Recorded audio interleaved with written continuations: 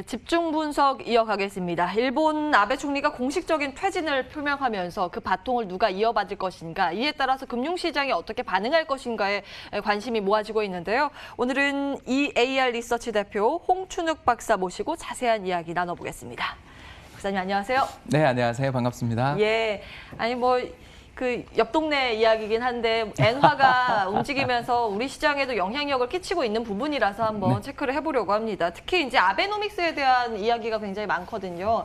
이제 아베 총리가 이제 퇴진을 하면 이 아베노믹스는 물거품이 되는 것인가? 가뜩이나 코로나19 때문에 이게 탄력도 좀 못 받았다라는 평가가 있는데요. 이 부분부터 체크해 주신다면요. 네, 일단 아베노믹스의 핵심은 세 가지였는데요. 그 첫 번째는 당연히 이제 통화정책 공급.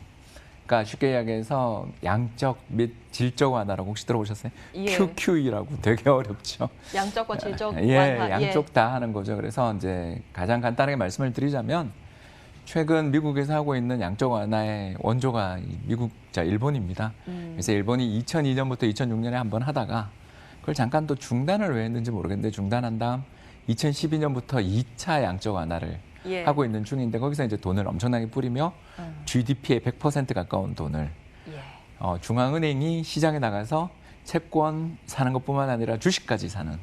쉽게 얘기해서 꺼낼 수 있는 카드 총동원해서 엔화의 약세를 유도하는 그런 쪽으로 갔었죠. 예, 거기다 이제 두 번째는 또 초과지준이라고 있는데 이게 뭐냐면 은행이 이제 예금 받은 걸 다 대출해주면 안 된다라는 규제가 지급준비금인데 이 지급준비금의 규제를 넘어설 정도로 중앙은행이 돈이 들어와 있는 거에 대해서는 마이너스 금리 정책까지 들어보셨죠? 그러니까 이런 뭐 별의별 정책들을 다 쓴 게 아베노믹스고 이제 마지막 세 번째가 구조개혁이었는데 안타깝게도 아베노믹스의 성과를 평가를 하자면 자산시장에서는 대성공, 주가가 엄청 올랐습니다. 그러나 경제 전체의 어떤 디플레이션 압력을 퇴치한다거나 경기 회복을 가져온다는 측면에서는 실패했다.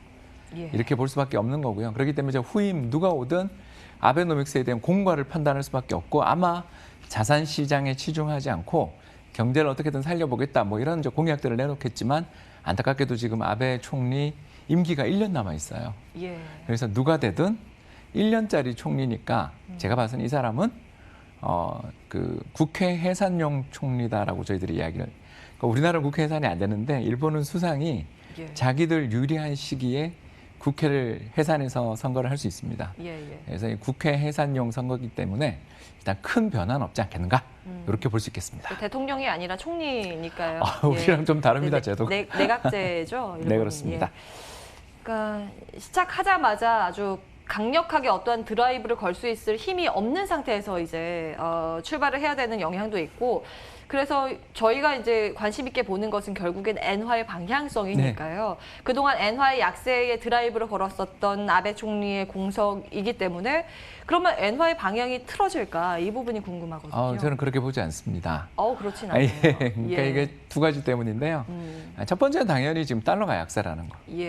그러니까 글로벌 기축통화인 달러의 가치 방향이 얼마나 중요한지는 뭐 제가 방송에 여러 번 나왔으니까 그냥 그건 오늘 생략하고요. 이제 두 번째는 아베 총리 사임했다고 하더라도 구로다 일본은행 총리가 사임한 건 아니다라는 거죠. 바로 그림에 잘 나와 있는데요. 저 파란 선이 뭐냐 하면 일본 중앙은행이 가지고 있는 자산 잔고, 즉 양적 완화 규모입니다. 세 번에 걸쳐서 상승하는 게 나오죠. 2002년부터 2006년 1차, 그리고 2012년 말부터 2차. 그리고 이제 2016년 지나면서부터 파란선 올라가는 그 기울기가 둔화됐었는데 이게 다시 2020년에 폭발적으로 상승하고 있는 걸 볼 수 있습니다. 결국 올해 발생했던 이른바 코로나 쇼크에 대응해서 일본 중앙은행이 적극적으로 돈 풀기에 나섰다라는 걸 저 차트가 보여주는 거고요. 빨간 선이 엔화 환율이 되겠는데 저 빨간 선이 올라간다는 건 엔 약세인데 아시는 것처럼 저렇게 2002년부터 2006년 그리고 또 2012년 이렇게 대규모 통화 공급을 확장해 나갈 때가 항상 엔화 약세 구간입니다. 그래서 최근 일본 경제에 어려움이 있어서 분명히 안전자산 선호에 대한 심리들은 부각되고 있습니다만 적어도 최근 일본 중앙은행의 정책 대응만 놓고 본다면 엔 약세 끝났다라고 선언하기에는 오히려 어쩌면 제가 봐서는 누가 수상이 되든 총리가 되든 지금 일본 경제의 대통령은 제가 봐서는 구로다 총재인 것 같다. 이렇게 좀 말씀을 드릴 수가 있겠습니다. 그러면 엔화가 사실 이 소식 이후에 주말 사이에는 이제 역외 환율에서 급등세를 보였는데 이건 환율이 상승했습니다. 일시적인 흐름이라고 그렇게 보시네요. 저는 보고 있습니다. 그러니까 예. 일본 혼자 하는 게 아니고, 그러니까 2012년부터 엔이 약세를 갔던 건 그때 예. 오바마 정부랑 미국이랑 일단 오케이 된 부분이 있었던 게 첫 번째고, 두 번째는 예상보다 강한 통화 공급 때문에 엔 약세였는데 예. 이게 지금 뭐 별로 바뀔 요인이 현재로서는 보이지 않는다라는 거죠. 예. 그러면 이제 아베노믹스 쪽의 이야기가 많이 되는데 앞서서 이제 아베노믹스는 시중에 돈 푸는 건 성공했지만 쉽게 이야기해서요. 근데 그렇습니다. 경제적인 측면에서 경제 성장률이라던가 여러 가지 여건을 끌어올리는 실질적인 흐름에서는 그다지 힘을 못 썼다라는 맞습니다. 평가를 주셨잖아요. 맞습니다. 그럼 앞으로의 일본 경제는 어떤 포인트를 보고 저희가 체크를 해야 될까요? 예, 지금까지 아베가 했던 정책에 대해서 공과를 평가해 보자면 예. 돈 푼 건 잘했는데 섣부른 재정 건전화 때문에 경제가 살아나다가 다시 무너졌다 이렇게 평가를 할 수가 있는 거죠. 그러니까 이제 구조조정이라는 걸 참 하기가 얼마나 어려운가를 보여주는 실사례가 바로 일본 사례라고 볼 수 있겠고 실제로 뭐 보면 최근에 이제 통계 나온 거 보시면 LCD 산업 통계 보셨죠? 예. 그래서 중국이 한국을 앞질렀다는 것 때문에 다들 놀라시는데 정작 저는 거기서 더 놀라웠던 게 일본이 사라졌다는 예. 그 상위 랭킹에서 한국에 비해서 일본이 진작에 거기서 빠져 있었잖아요. 예, 그러면서 이제 아예 순위에서 사라지는 예. 이런 산업들이 좀 굉장히 많은 거죠.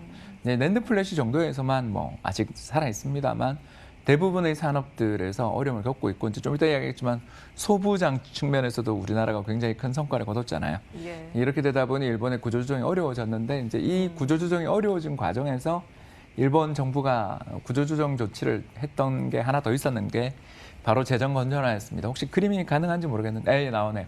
저 빨간 선이 일본 GDP 대비 재정 수지입니다. 좀 보시면 굉장히 GDP 대비 재정 수지가 많이 내려갔다가 최근에 올라온 거 발견하실 수 있죠. 근데 경제가 그렇게 어렵고 아베노믹스 하고 있는 중에 GDP 대비 재정 수지가 플러스 방향으로 올라오고 있다는 게 저걸 뭘 뜻하냐면 재정 건전화했다라는 거죠. 바로 우리 일본 여행 요새는 좀 못 갑니다만 일본 여행 가실 때 일본은 더군다나 카드도 잘 안 돼서 현금 낼 때 잔돈 엄청나게 받았던 기억 혹시 안 나세요? 그게 왜 그러냐면 10,000원짜리를 하나 산다 그러면 거기에 붙는 세금이 500원, 800원, 요새 이제 1,000원까지 올라가는 식으로 예. 우리나라는 부가가치세가 가격에 포함되어 있다면 예. 일본은 소비세를 거기다 따로 붙이는 시스템이에요. 그러니까 아베가 2014년 그리고 2019년 불과 작년이죠. 두 차례에 걸쳐서 세금을 2번이나 인상한 거예요. 예. 한마디로 말해서 경제가 수렁에 빠져서 아베노믹스 하겠다 그래놓고 정작 경제 조금만 좋아지면 세금 인상한. 물론 이제 명분이야. 이제 재정도 건전화하고 구조조정해야 됩니다. 그랬지만 시의적절하지 못한 정책으로 사실 이번 2020년 코로나 사태 이전부터 이미 일본 경제가 작년 연말부터 마이너스 성장 중이었어요. 이걸 본다면 이제 다음 들어서는 이 수상 입장에서 굉장히 난감한 상황인 거죠. 이게 망가뜨려 놓은 걸 복구하고 선거를 해야 되는. 제가 보았을 때 재정 건전화 쪽에서는 아베와 일단 결이 좀 다른 그런 정책들, 다시 말해서 정부가 돈을 적극적으로 쓰는 정책을 아무튼 선거까지는 펼칠 가능성이 높아져서 아베노믹스에 있었던 구조조정이라든가 뭐 이런 재정 정책 쪽은 일단 파탄은 어쩔 수 없는 부분 같다. 이렇게 정리할 수 있겠습니다. 예, 이제 경제 상황이나 재정 건전성 측면에서 일본 국가 자체가 이제 좀 어려운 상황이고 회복하기가 좀 쉽지 않은 그런 국면이다라고 말씀을 주셨는데 그것이 우리나라와 또 어떤 영향관계를 가지고 있는지 두 가지 상관관계가 면에서 좀 복합적이죠. 예. 왜냐하면 엔 약세 가는 건 좋은 일이 없죠. 그렇죠. 이제 경제 수출의 맞습니다. 엔화 약세는 우리한테 부담이 될 수밖에 없으니까요. 예, 그렇습니다. 뭐 가장 대표적인 산업이 자동차 아니겠어요? 아, 그렇죠. 예, 근데 그래서 종합적으로 봤을 때 우리나라에 이게 부담이 되는 요소라고 보세요? 이제 일장일단이 있는데 좋은 점을 하나 이야기하자면 예. 섣부른 한국 제품에 대한 어떤 규제라든가 대응 덕분에 한국의 이른바 소부장 산업의 경쟁력이 예. 최근에 엄청나게 개발되고 개선됐다라는 건 우리 입장에서 사실은 아베가 어떻게 보면 우리의 뺨을 때리면서 역으로 우리 경쟁력을 개선시키는 역할을 해줬다는 측면에서는 뭐 좋은 면도 있었다고도 볼 수 있는 건데요. 소재의 이제 국산화가 맞습니다. 가속화되고 저 있는 그림에도 나와 상황이죠. 있는 것처럼 발단이 됐어요. 지난 한 10여 년 사이에 우리나라 소재 부품 산업들이 어마어마하게 경쟁력도 개선되고 또 더 나가서 국산화도 촉진된 것을. 그러니까 왼쪽이 그 우리나라 제품에 있어서 2003년 정도 데이터고요. 오른쪽이 이제 최근 데이터인데 성장의 속도가 대단히 가파르다라는 걸 한눈에 아실 수 있습니다. 그래서 이런 예. 것들을 우리가 놓고 본다면 두 가지 이야기할 수 있죠. 아베가 실패한 것 때문에 우리나라 입장에서 경쟁력 개선된 측면, 그리고 더 나아가 앞으로 우리 입장에서 어떻게 보면 시장 자체가 독립적인, 그리고 아베의 특히 한국 관련 제품에 대한 규제가 이제 완화될 가능성이 높아졌다라는 것은 호재다. 그러나 N 약세가 아직 징조는 안 된 것 같아서 너무 큰 호재라 보기는 어렵다. 이 정도가 되겠습니다. 예, 그러면 이를 다 녹여서 9월장 어떤 대응 전략이 필요한지 한 1분 정도 가능할 것 같습니다. 네, 제가 또 말이 많았군요. 제가 나오면 할 말이 많아가지고요. 제가 많았던 것 같습니다. 예. 제 생각에는 시장이 저는 아직도 여전히 강세장에 그 진행 중이다, 이렇게 감히 말씀을 좀 드리고 싶은데요.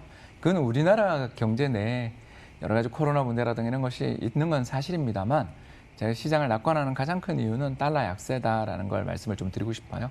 한마디로 말해서 미국이 최근 들어서서 그 이제 드디어 물가도 평균 물가 막 목표제 그러잖아요. 이게 예. 뭘 뜻하냐면 올해 미국이 잠깐이지만 마이너스 물가 근처까지 갔을 정도면 내년에 물가 상승률 4% 나도 평균 물가 2% 안 된다는 거잖아요.